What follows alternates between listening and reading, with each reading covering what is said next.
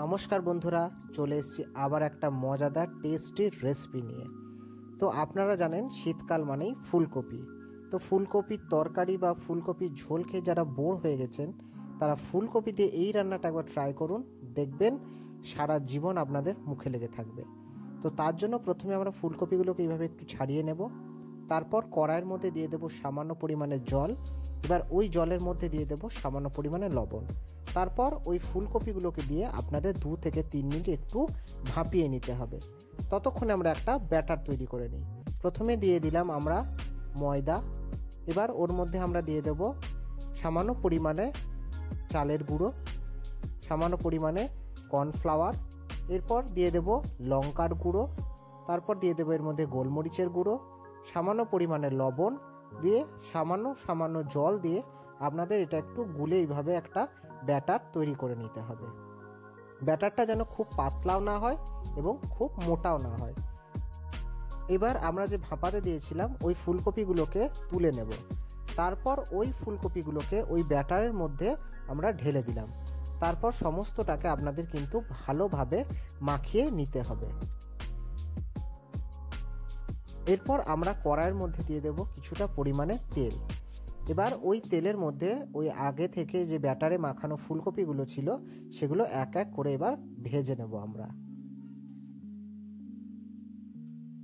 গ্যাসের flame low রেখে কিন্তু আপনাদের উল্টে পাল্টে ভালোভাবে লাল লাল হওয়া পর্যন্ত এগুলোকে ভেজে নিতে হবে। হালকা যখন সোনালি সোনালি কালার হবে তখন এগুলোকে তুলে নিতে হবে। এইভাবে আমরা সমস্ত ফুলকপিগুলোকে এক এক করে ভেজে নেব। তারপর ওই তেলের মধ্যে আমরা দিয়ে দেব সামান্য পরিমাণে রসুন কুচি। রসুনটা যখন একটু স্মেল বেরিয়ে আসবে তারপর ওর মধ্যে দিয়ে দেব একটু আদা এবং কাঁচা লঙ্কা।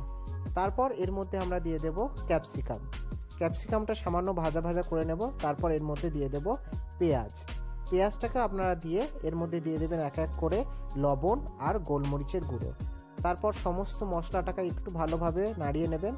তারপর দিয়ে দেবো সামান্য পরিমাণে ভিনিগার, কিছুটা পরিমাণে সয়া সস এবং টমেটো সস। তারপর সমস্তটা দিয়ে আপনাদের ভালোভাবে একটু নেড়ে নিতে হবে। এখানে আমরা দিয়ে দিয়েছি 2 চামচের মতো চিনি। এবার নাড়িয়ে নেওয়ার পর সসটা যখন রেডি হয়ে যাবে তখন কিছুটা পরিমাণে আমরা জল এর মধ্যে দিয়ে দেব।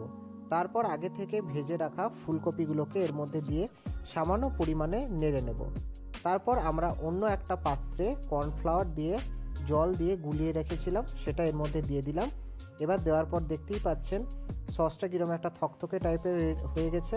ব্যাস, তারপরে 1 থেকে 2 মিনিট এটাকে ফোটালেই রেডি হয়ে যাবে আপনাদের ফুলকপি চিলি। এটা একটা নতুন আইটেম। তাহলে দেখতেই পাচ্ছেন কত চটজলদি হয়ে গেল এবং ফুলকপি দিয়ে একটা নতুন রেসিপিও হয়ে গেল।